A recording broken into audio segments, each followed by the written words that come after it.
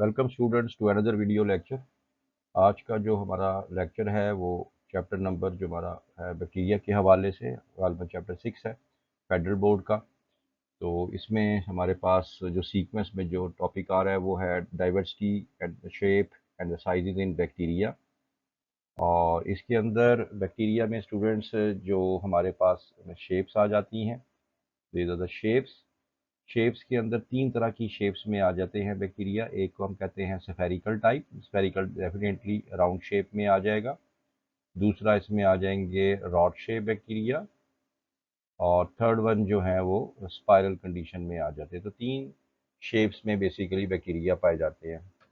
तो सबसे पहले हम लोग जो है स्फेरिकल को देख लेते हैं। स्फेरिकल, इसको हम लोग अगर सिंगल बैक्टीरियम हो, अगर एक ही बैक्टीरिया है और है भी वो गोल, ठीक है, तो इसको हम कोकस भी कह देते हैं।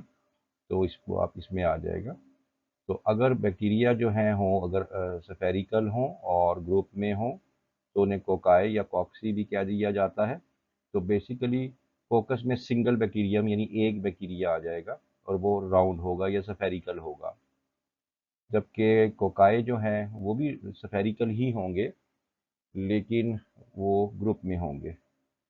तो एक तो ये इसमें आपने डिफरेंस रखना है। नेक्स्ट स्लाइड में अगर हम लोग देखें, ये हमारे पास कंप्लीट क्लासिफिकेशन है। जैसे मैंने आपको कहा था, ये आपके सामने स्फेरिकल बैक्टीरिया आ गया, और ये स्फेरिकल है, सिंगल है तो कोकस हो जाएगा। तो यहाँ पे ये हमारे पास दो बैक्टीरिया हैं और हैं भी दोनों स्फेरिकल, तो ये डिप्लोकोकाई जो है ये आ जाएगा। ठीक है, तो दो डाई से दो हो जाएगा इसमें। इसी तरह अगर स्फेरिकल बैक्टीरिया जो है in the grape bunch of grapes की फॉर्म में हो, जिस तरह एक अंगूर का गुच्छा होता है, तो उसको हम लोग स्टेफिलोकोकाई में लेके आएंगे। इसी तरह अगर चेन ऑफ बैक्टीरिया हो, ये आप देख सकते हैं चेन ऑफ बैक्टीरिया हैं भी सारे स्फेरिकल, तो इस कंडीशन को हम लोग स्ट्रेप्टोकोकाई भी कहते हैं। नेक्स्ट इसमें हमारे पास आ जाता है टेट्रैड। टेट्रैड के अंदर चार जो हैं वो हमारे पास स्फेरिकल बैक्टीरिया है। लेकिन इसमें आपने ये एक बात याद रखनी है, चार ऐसे भी हो सकते हैं, एक दो तीन चार। अब चार अगर ऐसे होंगे तो उनको टेट्रैड नहीं कहेंगे, उनको स्ट्रेप्टोकोकाई यानी ये वाली कंडीशन में आएंगे। अब स्टूडेंट यहाँ पे पूछेंगे कि जी यहाँ भी चार हैं, तो यहाँ इधर भी चार हैं, तो ये दोनों में फ़र्क क्या है, इसको टेट्रैड क्यों नहीं कहना और इसको टेट्रैड क्यों कहना है। याद रखना कि टेट्रैड होने के लिए टू प्लेन्स ज़रूरी होते हैं। मिसाल के तौर पे अगर आप ये देखें, ये ऊपर वाले बैक्टीरिया, इनका ये जो प्लेन है ये एक्स है। ये भी अगर आप देखें, ये भी इसका प्लेन क्या है, एक्स है। जबकि अगर हम लोग इसको यूं भी देखें तो ये हमारे पास आ जाएगा वाई, और ये वाई एक्सिस आ जाएगा। अब क्योंकि इसमें एक्स भी हैं और वाई भी हैं, तो है भी चार, तो ये टेट्रैड के अंदर आ जाता है। थर्ड वन कंडीशन के बाद इसमें जो हमारे पास लास्ट कंडीशन आ रही है वो है सारसीना। ये ग्रुप ऑफ 8 है, इसी वजह से इसको हम ऑक्टा या ऑक्टेट भी कहते हैं, सारसीना भी कहते हैं और इसको ऑक्टा या ऑक्टेट भी कहते हैं।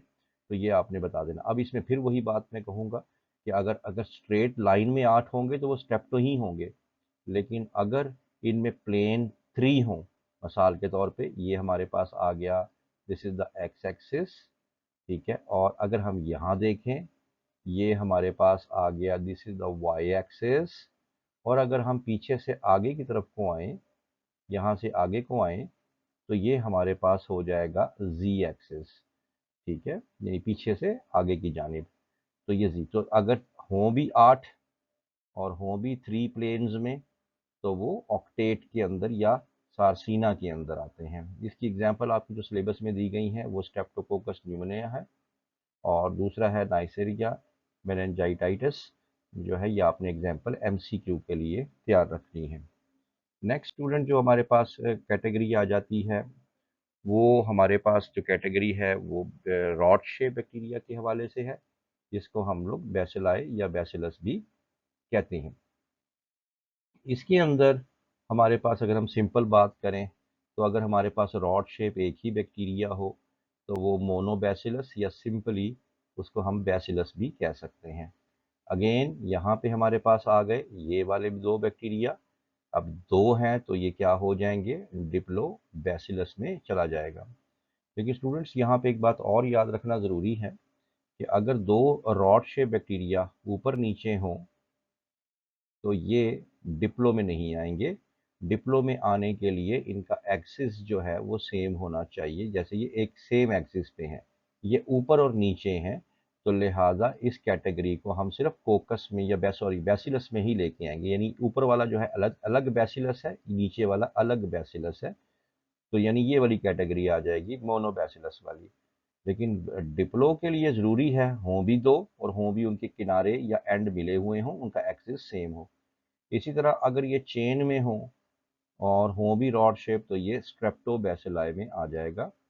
कोको बैसिलस में आके थोड़े से स्टूडेंट कंफ्यूज हो जाते हैं कि कोको भी आ रहा है, बैसिलस, असल में ये बैसिलस ही होते हैं। एमसीक्यू में याद रखना, रॉड शेप, सिर्फ इनके थोड़े से किनारे जो हैं वो थोड़े से मुड़े हुए होते हैं, वैसे ये रॉड शेप होते हैं, तो इसलिए इनको हम कहते हैं कोको बैसिलस।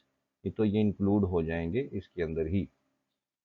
इसी तरह स्टूडेंट्स, अगर हमारे पास जो बैसिलस बैक्टीरिया हैं और वो एक स्टैक स्टैक मैंने कहते हैं ढेरी, और एक ढेरी की तरह ऊपर नीचे जो है वो उन्होंने स्टैक बनाई हुई हो, ऊपर नीचे एक ढेरी बनाई हुई हो, तो वो पहली साइड के अंदर आ जाएंगे, ये भी आपने याद रखना है। और अगर वो कॉमा शेप में आ जाएं, this is the comma shape, ये थोड़े से होते रॉड शेप हैं लेकिन थोड़ा सा उनमें कर्व सा होता है, कुछ इस तरह से करके, तो इसको हम कहते हैं विब्रियो। ये विब्रियो के अंदर आ जाएंगे, मैं यहाँ लिख भी देता हूँ, दिस इज अ विब्रियो। तो आपने एमसीक्यू में याद रखना है कि विब्रियो में थोड़ा सा कर्व होता है, तो ये इसके अंदर आ जाएंगे। इसकी एग्जाम्पल आपने दे देनी है इकोलाई और स्यूडोमोनास। नेक्स्ट हमारे पास जो हैं स्पाइरल बैक्टीरिया आ जाते हैं। स्पाइरल के अंदर हमारे पास ये 2 कैटेगरीज हैं, स्पाइरिलियम और स्पाइरोकीट। स्टूडेंट, इसका एक शॉर्ट क्वेश्चन भी बन जाता है, दोनों ही स्प्रिंग लाइक हैं, लेकिन आपने जब इसका शॉर्ट क्वेश्चन लिखना है तो आपने बता देना है कि जो हमारे पास स्पाइरिलियम होते तो ये है ही हैं, लेकिन ये थिक भी होते हैं, जबकि ये स्पाइरोकीट भी स्प्रिंग की तरह ही होते हैं लेकिन ये थिन होते हैं। ये शॉर्ट क्वेश्चन बन रहा है आपका।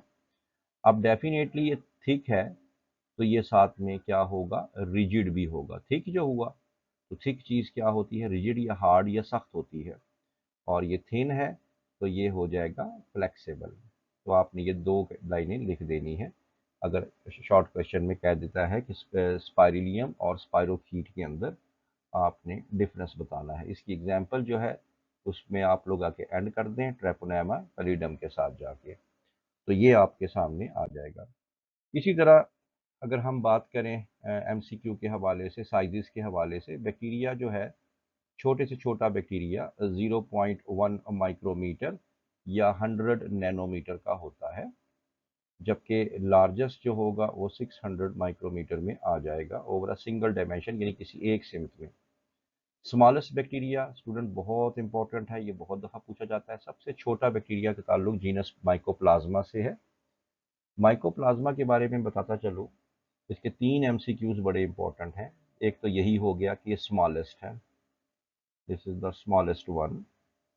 दूसरा ये है, इसकी प्यारे बच्चों जो है वो नो सेल वॉल, इसके ऊपर सेल वॉल नहीं होती। अगर एमसीक्यू में पूछ लिया जाए कि कौन सा बैक्टीरिया ऐसा है जिसके बाहर सेल वॉल नहीं होती, तो वो माइकोप्लाज्मा है। और तीसरा बहुत इंपॉर्टेंट, इसी वजह से ये प्लियोमॉर्फिक है। प्लियोमॉर्फिक बैक्टीरिया वो होते हैं जो कि अपनी शेप को चेंज कर लेते हैं, तो क्योंकि सेल वॉल नहीं होती तो वो रिजिडिटी नहीं होगी, वो सख्ती नहीं होगी, तो ये प्लियोमॉर्फिक, यानी जो the bacteria which can change its shape. तो अगर हमने स्मॉलेस्ट की बात की है तो लार्जेस्ट की बात भी कर लेते हैं। ये एक है जी एप्यूलोटिस्कायम फिशलसोनी, इसकी जो लंबाई है 600 माइक्रोमीटर और चौड़ाई है इसकी 800 माइक्रोमीटर, और ये दुनिया का लार्जेस्ट बैक्टीरिया है, और ये एक मछली के अंदर पाया जाता है। उस मछली का नाम है सर्जन फिश, ठीक है, सर्जन फिश में ये पाया जाता है। और इसको देखना बगैर माइक्रोस्कोप से भी देखा जा सकता है। अगर आप अपने मोबाइल में हाइफन को देख सकते हैं, एक छोटी डैश को देख सकते हैं, तो आप इस बैक्टीरिया को भी अपनी आंखों से देख सकते हैं, इतना बड़ा बैक्टीरिया ये। तो स्टूडेंट्स, ये आप लोगों का जो था आज का टॉपिक था। तो इंशाल्लाह ताला किसी भी किस्म का कोई क्वेश्चन हो तो आप लोग कमेंट सेक्शन में जाके पूछ सकते हैं। तो इंशाल्लाह फिर मिलते हैं नेक्स्ट वीडियो के साथ। तब तक के लिए अल्लाह हाफिज़।